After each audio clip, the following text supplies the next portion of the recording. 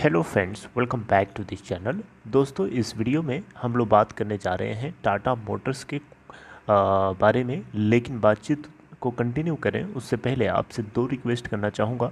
पहले रिक्वेस्ट कि अगर आप डीमेट अकाउंट या ट्रेडिंग अकाउंट ओपन कराना चाहते हैं तो डिस्क्रिप्शन बॉक्स में एक लिंक आपके लिए दिया गया है। दूसरी रिक्वेस्ट कि अगर आप इस चैनल को फर्स्ट टाइम देख रहे हैं, सब्सक्राइब करके बेल आइकन को हिट कर लीजिए ताकि आपको किसी भी वीडियो की नोटिफिकेशन मिस ना हो। दोस्तों, टाटा मोटर्स लिमिटेड के अंदर 26 जुलाई 2021 के अंदर आपने देखा था 295.15 के ओपन प्राइस के बाद 291.05 का लो और 297 का हाई बनाता है बीएसई के ऊपर। 23 लाख समथिंग समथिंग यहाँ पे वॉल्यूम ट्रेड किया गया, जहाँ 44.85% की डिलीवरी। एनएससी के ऊपर देखें तो 295.00 की ओपन प्राइस के बाद 297 का हाई और 291 का लो। 27.5 मिलियन शेयर्स यहाँ पे भी ट्रेड किए गए, जहाँ 29.34% की डिलीवरी। इस कंपनी की मार्केट कैपिटलाइजेशन है दोस्तों 97,334.82 करोड़ रुपए। इसका 52 वीक लो है 101.30 का और हाई है 360.75 का। दोस्तों, टाटा मोटर्स के Q1 के नंबर्स रिलीज़ कर दिए गए हैं और ये नंबर वाकई में लोगों को चौंकाने वाले हैं। जी हाँ, ये नंबर्स जब रिलीज़ किए गए तो जितने भी एनालिस्ट थे उनके मुंह खुले के खुले रह गए, आंखें खुले की खुली रह गई। क्यों ऐसा इसीलिए बोल रहा हूँ क्योंकि आपको इकोनॉमिक टाइम्स की एक आर्टिकल के जरिए बताने की कोशिश कर रहा हूँ। Tata Motors Q1 result, consolidated net loss narrows to 4,451 crore रुपए। देखिए, ईयर ऑन ईयर बेसिस पे टाटा मोटर्स के Q1 के जो नंबर्स हैं उसमें बॉटम लाइन यानी नेट प्रॉफिट की बात करें तो नेट प्रॉफिट नहीं बल्कि इनको नेट लॉस हुआ है 4,451 करोड़ रुपए का, जिसमें नैरोनेस हमें देखने को मिली है, यानी हमें कमी देखने को मिली है। और जो एस्टिमेट्स था, जो एनालिस्ट की एक्सपेक्टेशन थी, उससे काफ़ी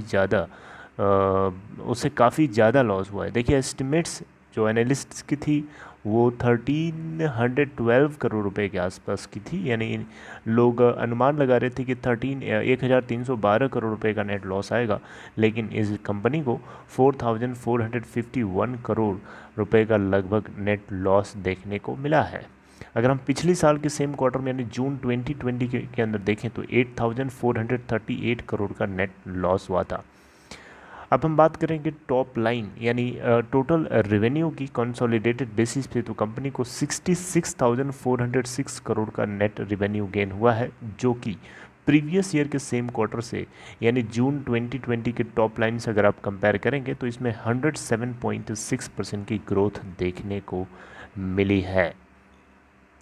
यहाँ बताया जा रहा है कि टॉप लाइन के अंदर यानी टोटल कंसोलिडेटेड रेवेन्यू के अंदर जो ग्रोथ आई है, इसमें जो आपको जंप जो उछाल देखने को मिल रहा है, इसके पीछे का सबसे बड़ा कारण ये है कि जून 2020 के अंदर जो लॉकडाउन था कोरोना वायरस के स्प्रेड को रोकने के लिए, वो काफ़ी ज़्यादा स्ट्रिक्टली फॉलो हो रहा था। और जून 2021 के अंदर अगर हम देखें तो उतना स्ट्रिक्ट लॉकडाउन हमें हालांकि नहीं देखने को मिला। हालांकि सिचुएशन इस बार भी है, ऐसी नहीं है कि बिल्कुल पूरी तरीके से कोरोना वायरस के स्प्रेड को रोका जा चुका है, ऐसा नहीं है। लेकिन अगर आप कंपेयर करेंगे तो इस बार पहले के कंपेयर में काफ़ी ईज़ था, जिसके चलते इनको टॉप लाइन में इतनी ग्रोथ देखने को मिली है। कंपनी की जो कैश काउ जिसका नाम है जगुआर लैंड रोवर JLR, इसके अंदर 73.7% ईयर ऑन ईयर बेसिस पे रेवेन्यू के अंदर राइज देखने को मिला है 4.96 बिलियन पाउंड, राइट। तो यहाँ पे भी आपको बताना चाहूँगा, कंपनी की तरफ से बताया गया कि जो JLR के अंदर जो रेवेन्यू के अंदर हमें जंप देखने को तो मिली है, फिर भी इसमें कैश आउटफ्लो हमें देखने को मिला है 1 बिलियन पाउंड का। इसके पीछे कारण आपको बहुत अच्छे से पता है। JLR जगुआर लैंड रोवर को सप्लाई करने के लिए या इसको डिलीवरी करने के लिए, इसको मैन्युफैक्चरिंग करने के साथ साथ जो सेमीकंडक्टर्स चिप की ज़रूरत पड़ती है, उसके शॉर्टेज के चलते इसका प्रोडक्शन कम हो पा रहा है और मार्केट में इसकी डिमांड भी कम हो गई है। देखिए, डिमांड तो कम नहीं है लेकिन सप्लाई कम हो गई है। डिमांड कम नहीं है, सप्लाई कम हो गई है। और सप्लाई कम होने के पीछे कारण यह है कि शॉर्टेज ऑफ सेमीकंडक्टर चिप्स। ये बात आपको बहुत पहले भी बताई जा चुकी है और इस बार भी हमें इसका असर देखने को मिला है, जिसके चलते 1 बिलियन पाउंड के कैश आउटफ्लो को JLR ने यहाँ पे इनकर किया। ओके,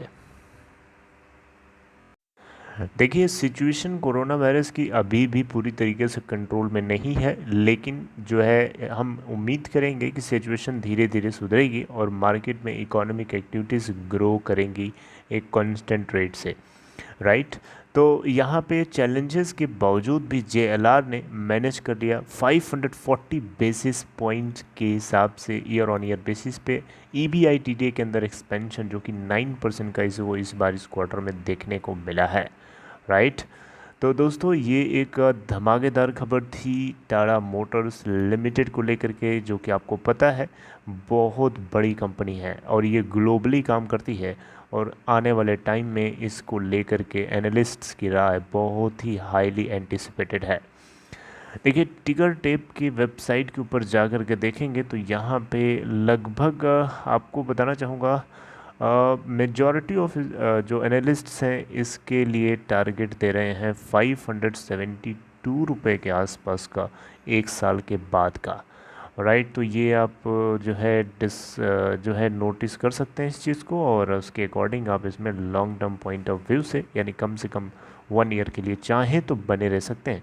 बाकी आपकी मर्जी है, ज़रूरी नहीं है कि ये टारगेट्स मीट हों, लेकिन आपको बताना ज़रूरी समझता हूँ और आप उसके अकॉर्डिंग अपने हिसाब से एनालिसिस करिए और डिसीजन ले सकते हैं, right. So this is all in this video. I hope you like this information regarding Tata Motors. Oh, okay. So if you like this content, please give a big thumbs up, friends, and take care.